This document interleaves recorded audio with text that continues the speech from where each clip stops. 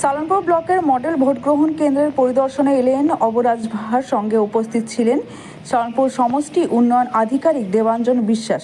এদিন পরিদর্শনে এসে অবরাজ ভার জানান, সালানপুর ব্লকের সমস্ত এলাকায় নির্বিঘ্নে শান্তিপূর্ণভাবেই ভোট গ্রহণ চলছে।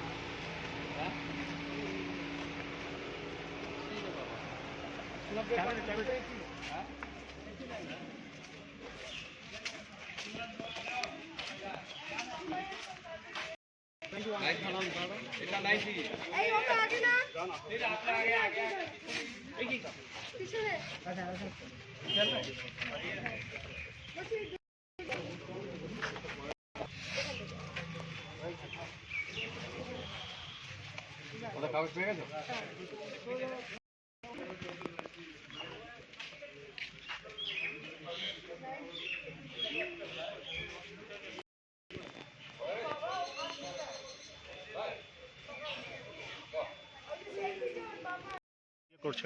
এটা তো আমাদের পুরো 283 বরাবরই এসির এটাই মডেল বুথ।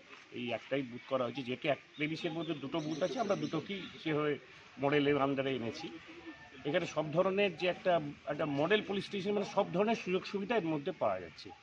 এখানে যেমন ছেলে মেয়েদের জন্য আলাদা ইউরিন থেকে শুরু করে র্যাম্পের ব্যবস্থা থেকে শুরু করে আমাদের এও আছে,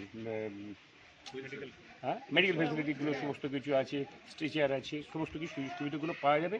জলের ব্যবস্থা থেকে শুরু করে যা যা একটা বেসিক নিডস যেটা থাকা উচিত, হয়তো সব পুলিশ স্টেশনে আমরা 100% দিতে পারি না, কিন্তু কাছাকাছি দিতে পারছি। এখানে 100% আছে। যদি কোনো মেডিকেল টিমও আমাদের পাশে বসে আছে, জলের ব্যবস্থা আছে, সেভাবেই এটাকে তৈরি করা হয়েছে।